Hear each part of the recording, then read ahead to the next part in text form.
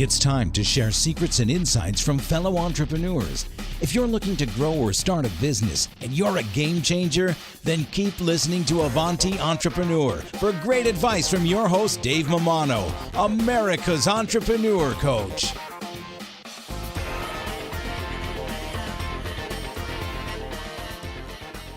Hey, Avanti Tribe, Dave Mammano here. Just want to thank our sponsor, Paychex. You know, Paychex, they make it simple for businesses of all sizes to pay and manage their team. They make payroll easy with employee pay options, including direct deposit, checks, pay cards, and so much more. Founded over 4 decades ago to relieve the complexity of running a business so that the owners can focus on what matters most. Above all else, and more than any other company, Paychex makes it simple. Visit AvantiEntrepreneurGroup.com. Go to our partner link and check them out. They're offering you a free month of payroll just for giving them a shot as an Avanti Tribe member. Give them a shot, folks. They really help this podcast to be possible. Really appreciate Paychex. Now, enjoy the show. Hello and welcome to the Avanti Entrepreneur Podcast. I am Dave Mammano, your host, and we are here to help achievers and business owners and leaders move forward so that they can reach their potential. I do this by interviewing incredible business movers and shakers. Today I have on the show a great guy. Had a couple calls with him. Very excited to talk to him. Ron, Ron, you're going to have to give me the full exact pronunciation of your last name. You told me before, and I just don't want to butcher it. No, I've done this a lot. Don't worry. So last name is Alvesteffer. Alvesteffer. You got that, Avanti folks? Alvesteffer. I love that. What kind of name is that? Did you make that up? German, no. All right. It's a good name. Yes. Very, not like Smith, right? You're very, very original, right?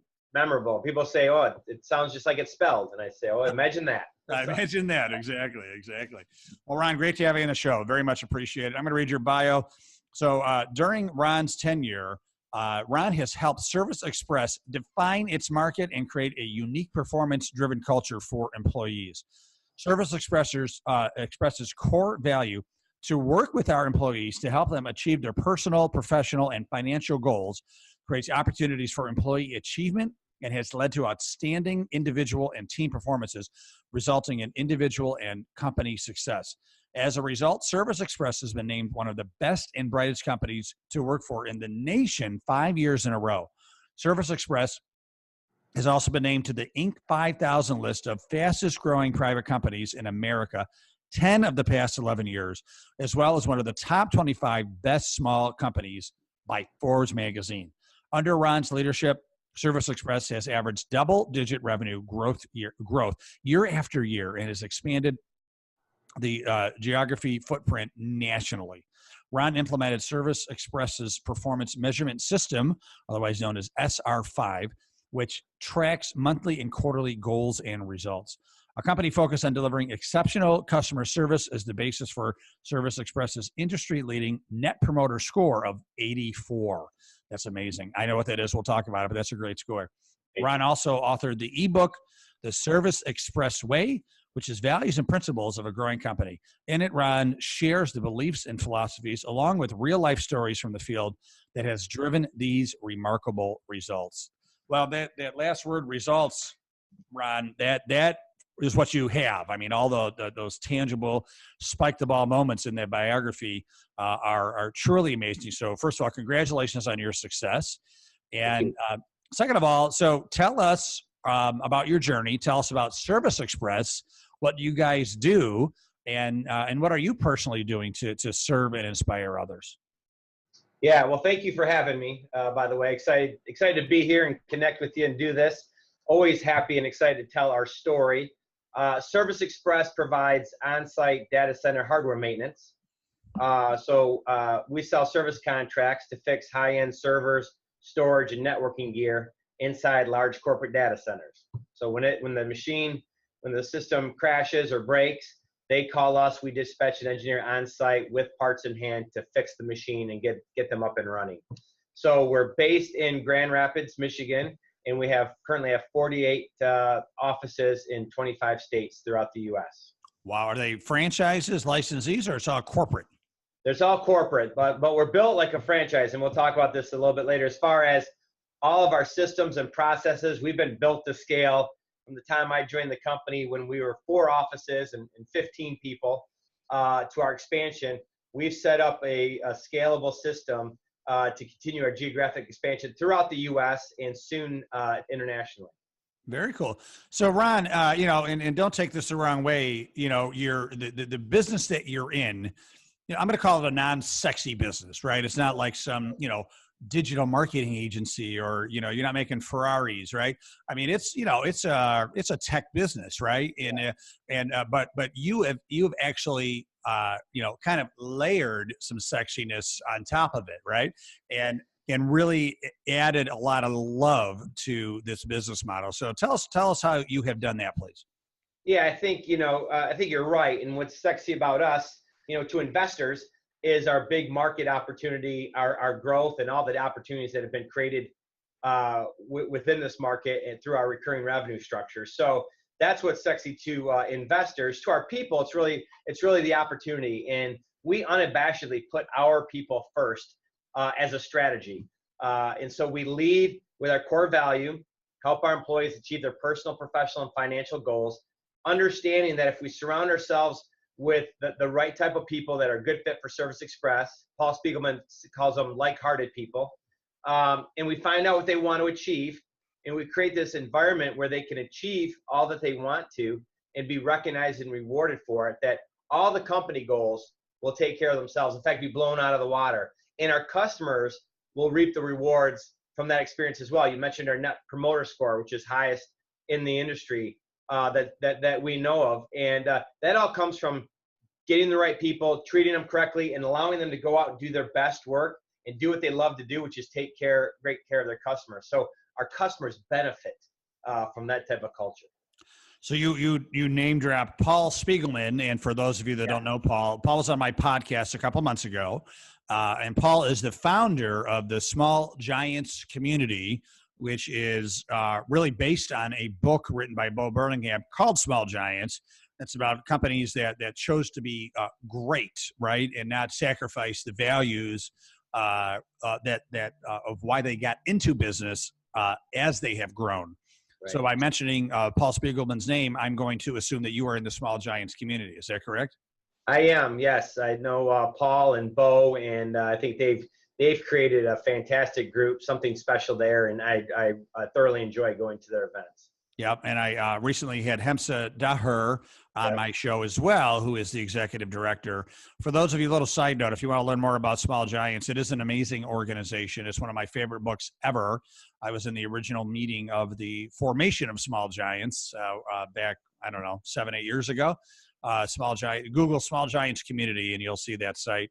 And it really, focuses on what Ron's talking about, is making sure that you're always securing the beachhead first, which in most Small Giants opinions is going to be the team, the family, your core. That is, if you treat them right and get those systems and processes and employees, feeling like they're owners and engaged, that's going to ripple to everything else that you do, the customers, the product, the vendors. And it's going to help you grow from 4 locations to how many, Ron? 50? What'd you say? 48 and counting. I'm thinking about the future. You got 2 more in you. In the next 4 couple more, months, right? 4 more coming next year. So there you go. And that's really a key when we talk about that, is when we talk about that growth, which is what we want to do. Since I've joined the company, we've been a growth-oriented company and have wanted to grow double digits every single year. And sometimes people mix up the idea of you have to choose between being great or growing, right? Or you have to sacrifice culture and people in order to scale. And my whole premise is culture and people drive growth, if that's what you want. Not everybody wants that. Not everybody should want that. And if you don't want it, you shouldn't do it, all right? Because it's not what you think. That's what we want to do. But I think we've proven on our journey to 100 million and plan on continuing to prove on our journey to 500 million, which is our new BHAG by 2025 and beyond, that you do this through people, that you don't have to sacrifice culture and the impact you have on people to do this. In fact, it drives growth, and you rattled off some accomplishments with Inc. 5000 and everything else that shows it works. Yeah, absolutely. So you just rattled off a term called BHAG, Now, I know what that is, but for any Avanti listeners that don't know what a BHAG is, why don't you tell them? Yeah, so it's from Jim Collins, Good to Great, Built to Last books. It's Big, Hairy, Audacious Goal. And the idea of a BHAG is to put a goal out there so big and audacious that you're not sure you can even do it, and you really don't know how to do it. This isn't a goal that you say, okay, here's our 3-year plan to achieve that or to beat it by 120%. That's not a BHAG. A BHAG is something that stretches your thinking, that puts it out there, that makes you examine everything that you're doing and asking the question, will what we're doing now get us to there? So in our case, we're at over 100 million in revenue. We want to go to 500 million in revenue. And so we look at constantly our systems, our processes, our people, everything that we do and say, will that get us to 500 million? And if the answer is yes, great. If the answer is no, that's okay. Now we know what we have to lean into, and maybe there's a problem to be solved. Or maybe the answer is, we think what we're doing right now can get us to 250 million. Okay, so now we know we've got between now and 250 million to figure that out, right?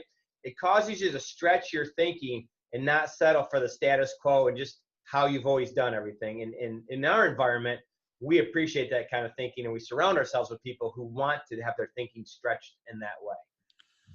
Damn, if you had a microphone, I would ask you to drop it. That was the best explanation I've heard of a BHAG ever. Even Jim Collins would applaud that. So nice going, Ron. That's beautiful. Yeah. And it is. I think the core thing you said there is that it's got to be in line. Everything that you say has to be lining up to becoming, to your BHAG, right? So, if you're talking about having Service Express hot dog carts, hey, wow, that sounds like a great idea. Yeah, is it really going to line up to our $500 million BHAG? Yeah, no, right? So then you push it aside. And it's all about aligning to the BHAG. I think that's very, very important. We've actually had those specific types of conversations, not hot dog carts, but around different revenue streams or things we should do, things customers even ask us to do. Can you do this? Can you do this? And Jim Collins also talks about, that more companies die from opportunity consumption than opportunity starvation. And so if you say yes to everything, it's really easy to get pulled in a lot of different directions and get your focus off of what's most important and what you're best at, right? His hedgehog concept that he talks about. And so when people bring those ideas to me, I'll literally say, will this get us to 500 million? Will this scale enough that can get us to do that? It doesn't mean it's bad. It just means if it won't scale and it doesn't fit in with our plans to get us to where we want to go, what you say no to is just as important as what you say yes to, and have the discipline to focus on what you need to focus on and be the best at the world in. And again, that's what we are in the third party space, in our opinion. That's fantastic. Fantastic. And you're so right. I think some people call it opportunity indigestion, right? I mean, it's the entrepreneurial curse. And I am so guilty of it. New idea every week. And you get in trouble, right? You get in trouble with it sometimes because you give your company, your customers, your team whiplash, right? Right. And I've done it. I'm not guilty, or I'm not innocent of that. I do it all the time, and I have to catch myself. And I think it's what makes entrepreneurs great is that they're always coming up with ideas, But at the same time, it's about what to move forward and what ideas to say yes, no, or let's put this in the parking lot type of idea, right? So, exactly. That's exactly it. Yeah. So no. Well, I want to talk to you about your culture. I'm a big believer in culture. I wrote a book called Make Love in the Workplace. I did a TEDx talk called Make Love in the Workplace. So I'm drinking your Kool-Aid. Yeah. But I was just on a podcast with a guy, and I'm not going to say his name because we got into it a little bit. It was a healthy conversation. Yeah, but I like that. He said, Dave, he goes, you know what? BS. He goes, you guys that say your team is number one, your employees, family, whatever you're going to call it, number one, that's a bunch of BS. You're just saying that because it sounds good. It feels good. It's a bunch of kumbaya BS. He goes, at the end of the day, you need profitable customers. Would you rather have happy employees or profitable customers? That's what he was saying to me, It's not a choice. Yeah. You don't have to make that choice. Yeah. Happy employees will create profitable customers. That's why I love that. I can get in that debate too. It's not a choice. I love that. I agree with you. And I thought about a great answer afterwards, of course. And it's kind of like the farmer, right? If the farmer doesn't have fertile, well-watered dirt, you're not going to get a healthy crop, right? And I hate to call the team dirt, but it's the same thing. Like if you're not making sure that what produces the plants is healthy, then you're not going to get healthy plants. And I feel like, your internal team, that has to be watered, that they have to be fertilized in order to produce healthy, great customers and products and profits. And because you're not going to grow one healthy customer if the dirt is not fertile, right? Yeah, well, and here's where I come at it from is people like the gentleman you're talking to, they get confused about what a culture really is and what it really looks like. And they get focused a lot of times on the ping pong tables and the foosball tables and the lunches and the parties and the celebrations and in National Ice Cream Day, we bring an ice cream truck in and all that. And look, we do all of that, all right? That's all having fun, and we love to have fun, and that's great. But that's not culture. If you're treating your employees poorly and then think you're going to make up with it with that and have a great culture, I think you're completely wrong. Culture, in my opinion, the way we look at it is we have all that fun, but our employees know that the work they do matters. They know the impact they have on this growing company, and they get recognized and rewarded for that work and have the freedom to do that work to the best of their ability. And you mentioned in my bio that we have a performance measurement system called SR5, which stands for scorecards, ROIs, and 515s. And so we measure everything from a corporate level, department level, office level, individual, have individual plans. We review those monthly, everybody in the company with their direct manager. We are all about performance, and we hire people that want to drive performance. And so by doing all that, again, they know, hey, I matter here. On this path to 500 million, here's my contribution right now. Here's what would happen if I wasn't here. I'm recognized for that through the company. I'm rewarded for that. That gives me meaningful work.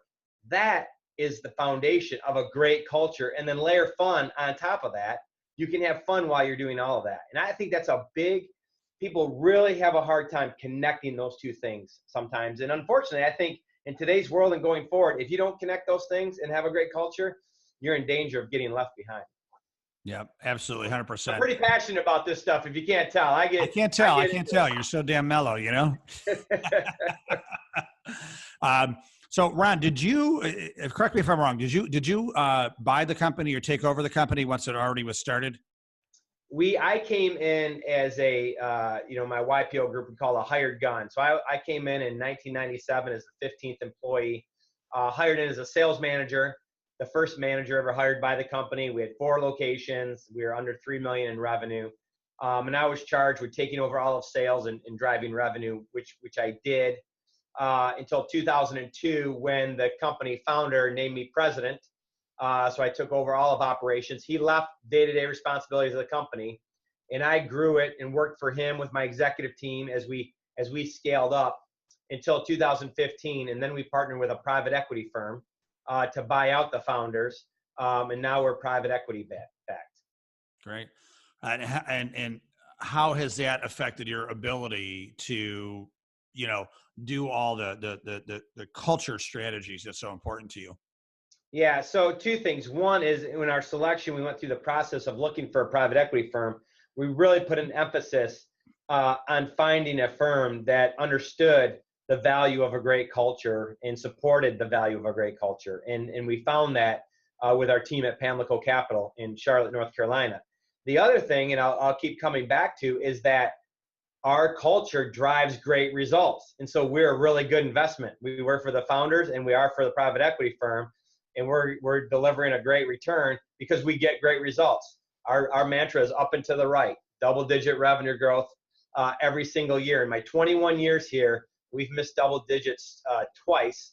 And both years we were at 9% growth. And that was through the downturn through 2008 and any economic conditions that we've had in the 21 years that I've been here. And so, again, I'll tie the culture to performance. There's a connection there, and they love it because they love the performance from the company. Well, no, that's, besides those 2 years you were slacking, I mean, that's pretty impressive results. Well, and like anything, you talk about those 2 years were kind of transformational in the sense of we took a step back, Why did we grow only 9%? What are we doing? Will it continue to scale? What adjustments do we need to make? And in both of those circumstances, we made appropriate adjustments that really launched us forward. Yeah. No, I mean, I'm busting your chops. Obviously, to grow during the recession that we had is very admirable. So, 9% during the massive, the biggest recession we've ever had, I'll say, right, is pretty admirable. So good for you. Thank you. So, as a CEO now, what do you spend most of your time doing? Yeah, so most of my time is spent focused out on 2025. I have a great executive team and great leaders through the company that are handling the day-to-day business of the company. I have my meeting rhythms where I meet with my executive team and strategically with other leaders through the company. And we certainly talk tactically about what's going on now. But then I'm always leaning into the future of what strategies do we need to get us from 2020 to 2025 and then beyond there. So a lot of strategy, leadership development, and culture. I mean, again, coming back to our people, our leaders, making sure we're promoting the right leaders, hiring the right leaders, have that servant leader attitude that we bring, and really bringing the right people on board and creating that opportunity where they can excel here. Excellent. So now a guy like you who is very entrepreneurial, I say that, you don't have to be an entrepreneur to start the company. You have to be an entrepreneurial. You have to be, grow the company through entrepreneurial thinking, which in your case has made you an entrepreneur. Where does it go from here? So now you've got some VC. Is the goal to sell the company and have like a Ron 2.0 in the near future?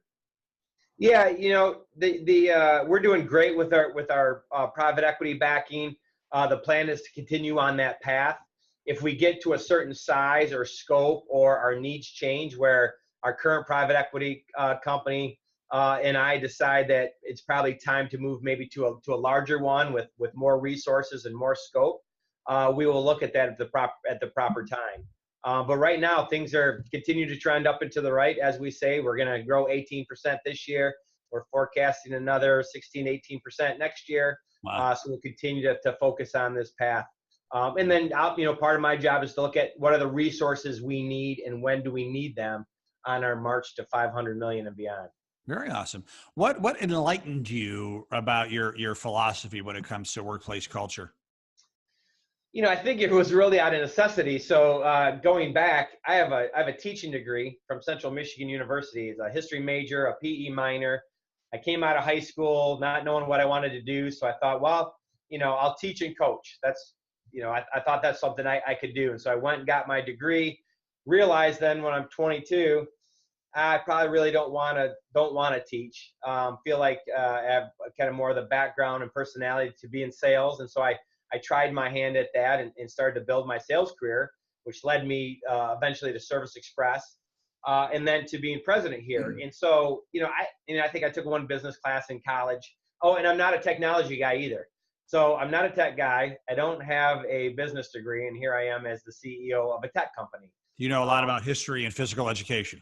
Yeah, right. But what I felt I didn't know was people. I felt like I could communicate with people. Sure. I talk about teaching and coaching. And honestly, that teaching degree prepared me so much for what I do now and how to organize and present and communicate to our team to communicate a clear strategy, a clear path to get there, and then how to measure the results and make the adjustments to go forward. And so really, really found out that, again, if we surround ourselves, and through that journey, I'll just say this, one of my life quotes is Zig Ziglar, you can get everything you want out of life if you help enough other people get what they want. And that really resonated with me. And so I just said, hey, if that works, let's do that here at Service Express. And again, it turned out to be really profound and is what's driven our growth from here forward. Yep. I love it. I love it. So what I want to end with, Ron, is that you really have taken your philosophy and not only using it for the benefit of Service Express, but for the benefit of others. So you started your own website, and I know I have it, a weekly email blog, which is some great content. But tell us about how you're taking what you've learned and what you've done within your own company and helping others from an inspirational perspective. Yeah, we started that. I feel like we have a message that has resonated with people as we've shared our message in the past. We've gotten very good feedback on it.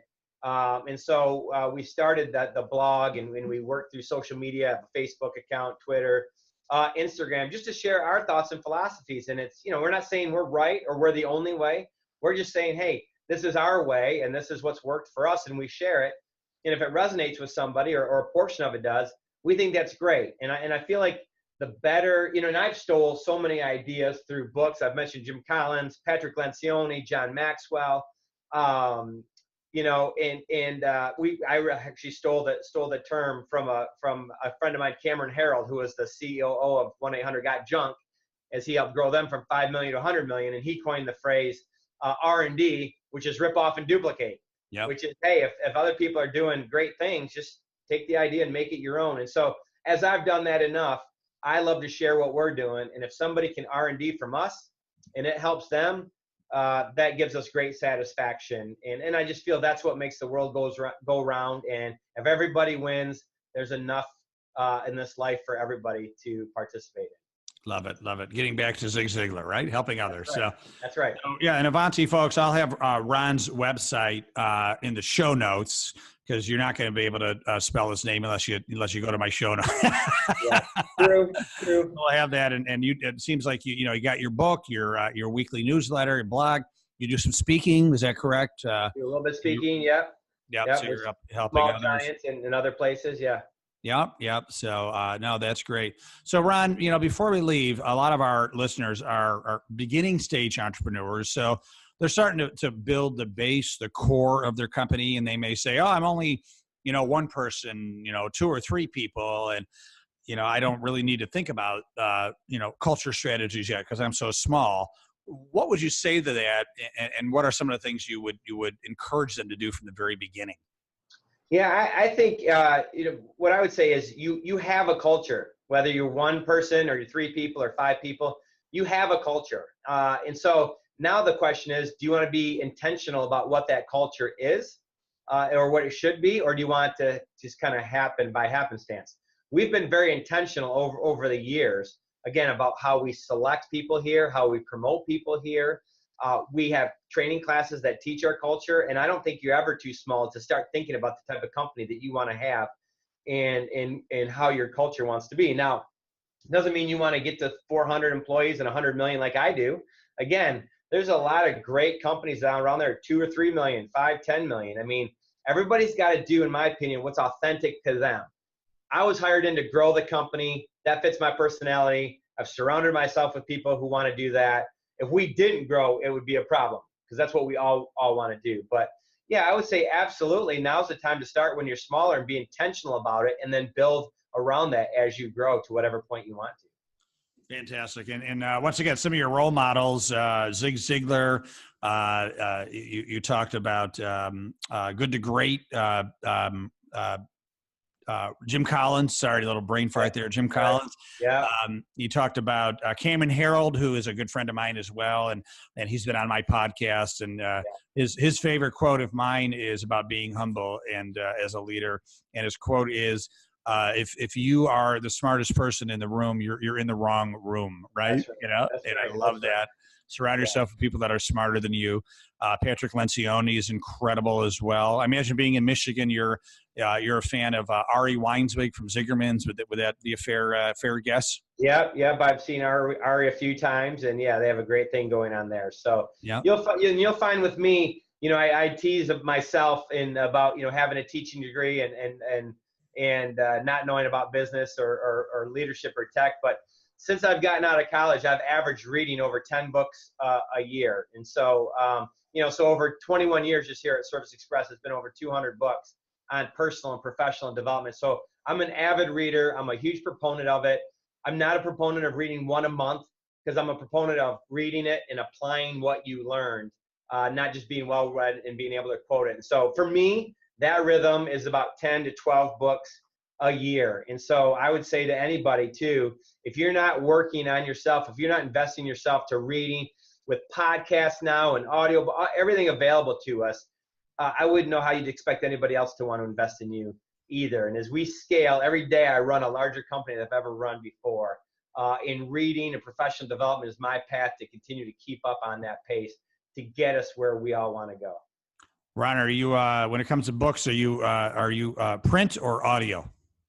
I am print because I like to highlight, and then I create book summaries for myself, so then I can go back and I can reread them without keeping all the books. And so now the Kindle app on my iPhone, you can just highlight as you're doing that, and it creates a summary for you automatically through that. Oh wow! So, Oh, that's pretty cool. yeah. So number one is print. If there's a book that I just kind of want to hear what it is, I'll do some on audio, but a lot of podcasts on audio. Yep. Built to Scale, NPR's How I Built This. Those are very motivating for me. Yeah, very cool. What's your do you have a favorite book? Favorite book? I mean, I've mentioned it. Good to Great, Built to Last, The E-Myth by Michael Gerber, and then a book kind of off the beaten path a little bit. I'll tell you, it's been one of my most highly recommended books, and that everyone has loved, has been Living with a Seal by Jesse Itzler. I don't know if you know Jesse Itzler. He's married to Sarah Blakely, the founder of Spanx. Yeah. Jesse is a great entrepreneur in his own right, has started many companies, done great on his own. And the book is basically about him hiring a Navy SEAL, a former Navy SEAL, David Goggins, who just released a book today about coming to live with him for 30 days. And he documents that journey. And it's both hilarious, inspiring, and he weaves entrepreneurial stories within that. So Living with a SEAL is a book that somebody recommended me and said, Ron, you'll read this in 2 days. He was right. I couldn't put it down. I was reading it in my office, laughing out loud.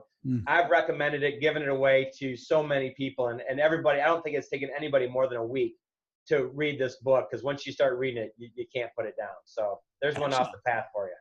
Very cool. I love that. So Ron, if people are in love with, this interview and want to get in touch with you, what's the best way? Yeah, email me directly at ron@serviceexpress.com, my website, ronalvesteffer.com, Facebook, Instagram, Twitter. I'm through all those channels. All right, great. We'll have all of that in the show notes as well at AvantiEntrepreneurGroup.com. Ron, thank you so much for your time and your knowledge and all the good things that you're doing into this world. You're welcome. Thank you for having me. I enjoyed it. Very much appreciated. Thank you, Avanti listeners, for giving us your time as well. We appreciate it. Once again, please come to our website, AvantiEntrepreneurGroup.com. Click on podcast.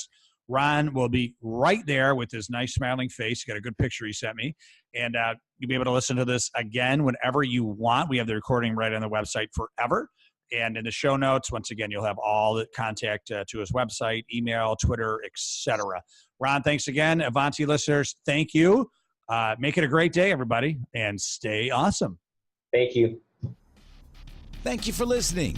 Head over to AvantiEntrepreneurGroup.com for show notes and more helpful advice from entrepreneurs like you. Continue to find your entrepreneurial rhythm at the Avanti Entrepreneur Podcast.